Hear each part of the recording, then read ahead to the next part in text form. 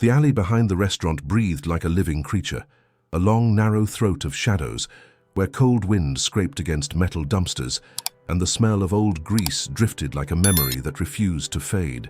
In that forgotten strip of concrete, two tiny brothers lived curled against each other, their bodies thin as paper, their ribs rising and falling in uneven little waves.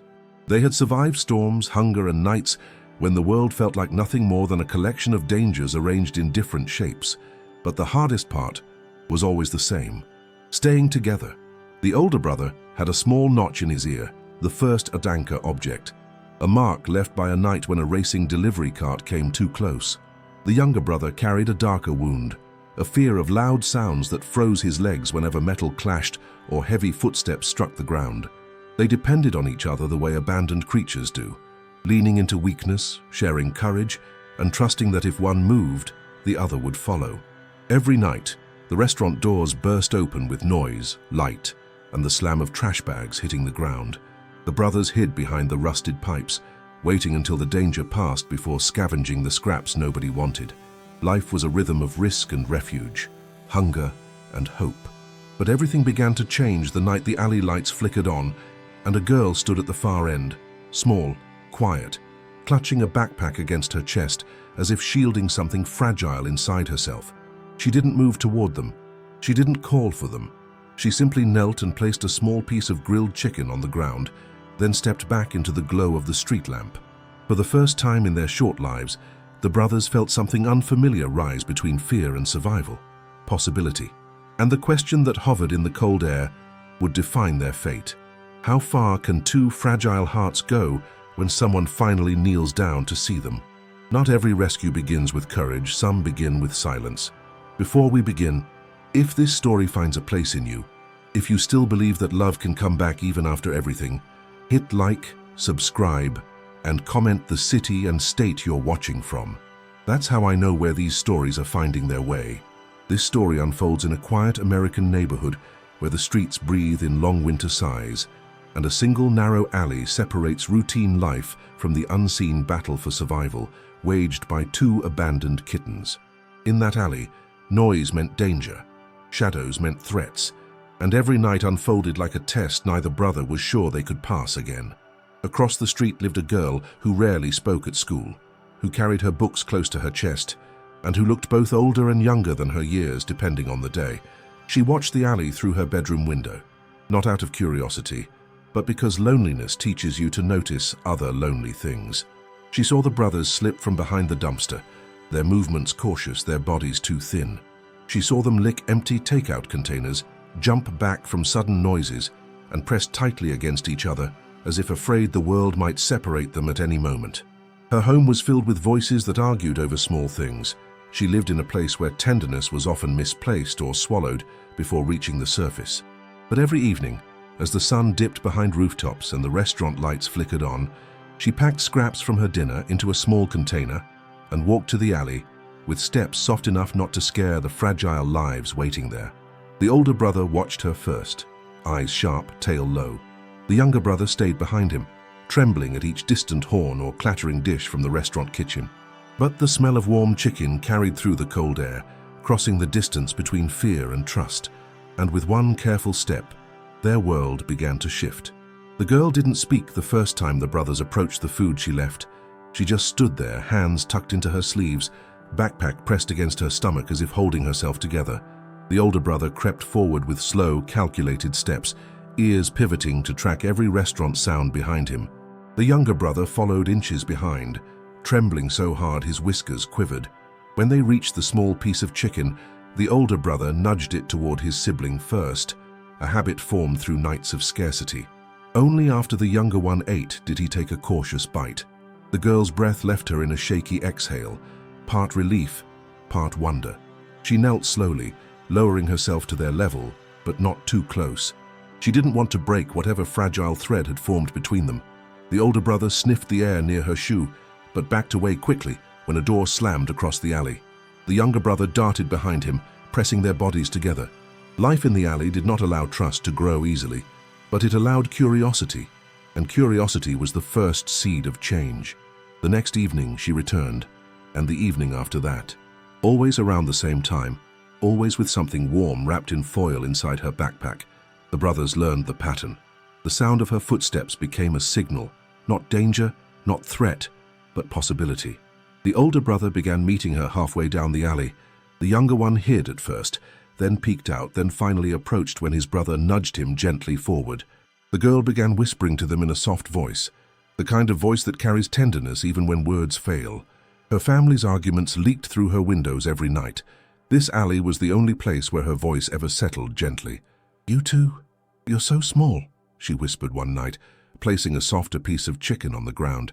"You shouldn't have to be out here alone." The older brother tilted his head, studying her as closely as she studied him. The younger brother inched forward, tail tucked but hopeful. Then one night everything changed. The restaurant announced a renovation. Loud construction workers filled the alley in the afternoon, dragging metal beams, ripping out old piping, stacking crates in new, unpredictable configurations. The brothers hid deep in the narrow gap behind a broken vent, their small bodies trembling with every crash. The girl wasn't supposed to be in the alley during construction hours, but worry pushed her forward.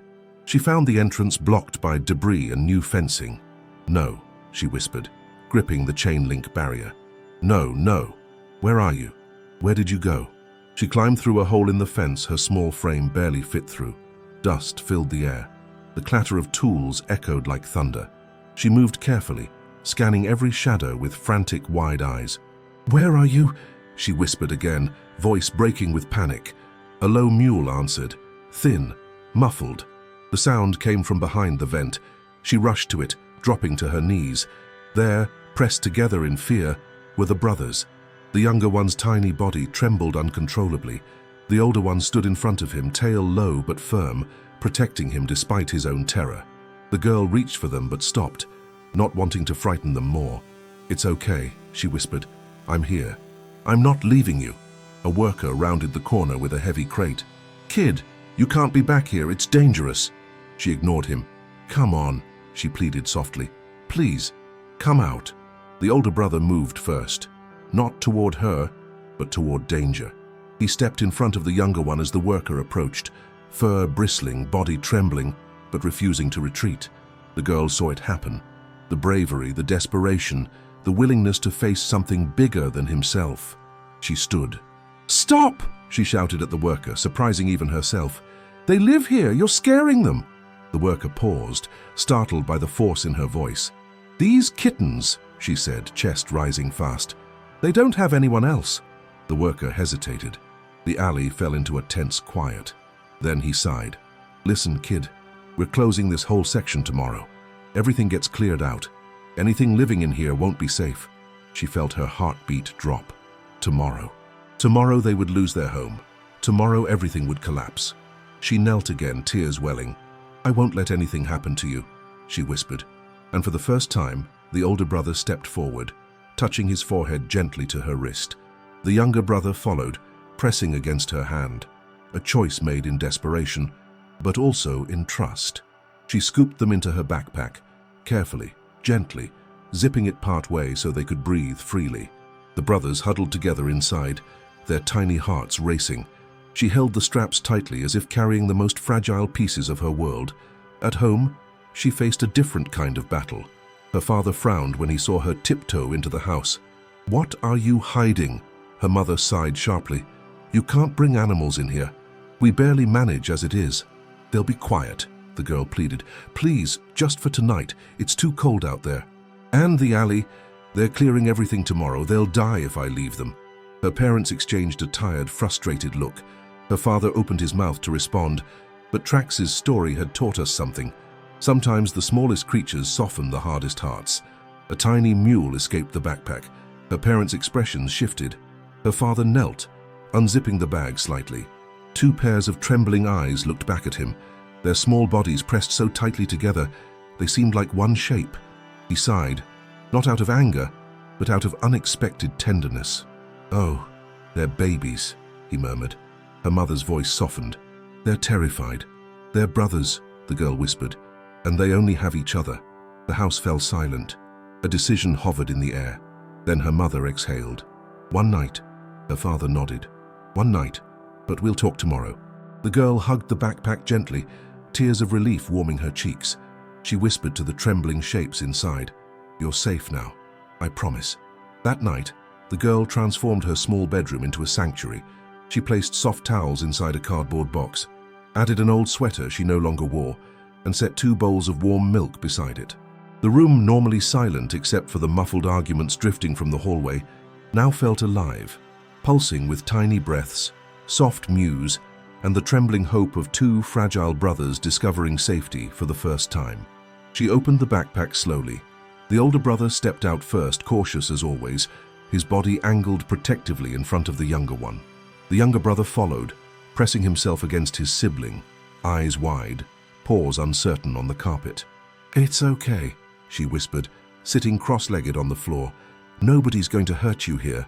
The older brother sniffed her knee. The younger one sniffed the blanket. Together they circled the room in small, nervous arcs. When they found the makeshift bed, the younger brother crawled into it immediately. The older one hesitated until she gently slid the sweater closer. He stepped inside. He lay beside his brother, and for the first time in days, their trembling stopped. The girl wiped her eyes. She didn't know how to describe the feeling rising in her chest. Something soft, something warm, something like belonging, but in a direction she never expected. Outward, towards something small enough to fit in her hands.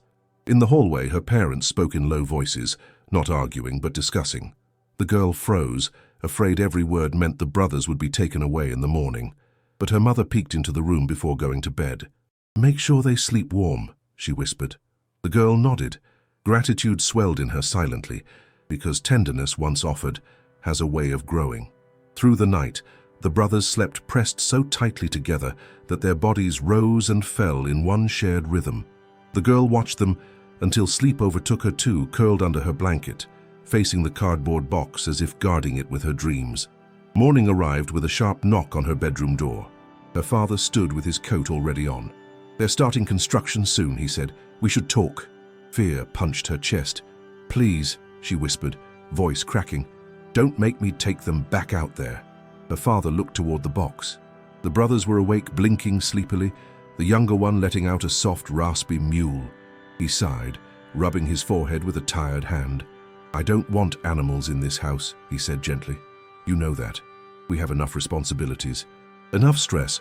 She nodded, tears filling her eyes, but he continued, glancing at the kittens again. "I saw how scared they were, and how much they trust you already." Her breath caught.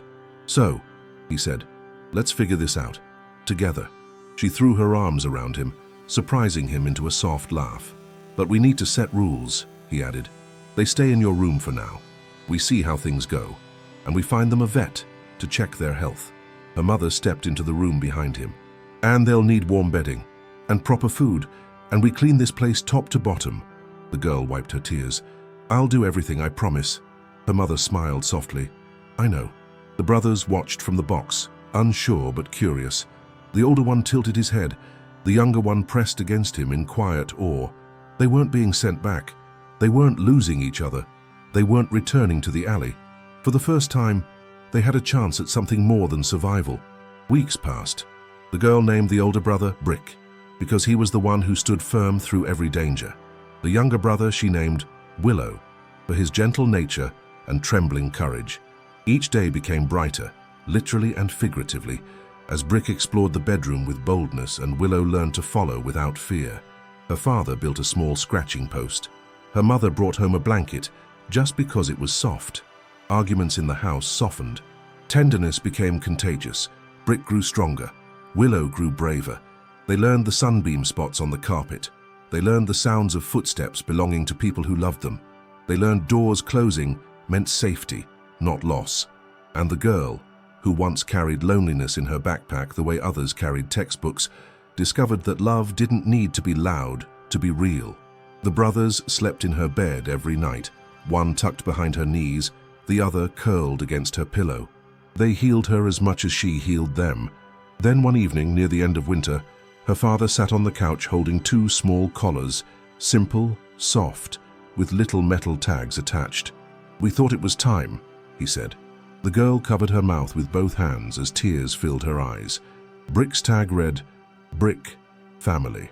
Willow's tag read, "Willow, safe." She placed the collars on them gently.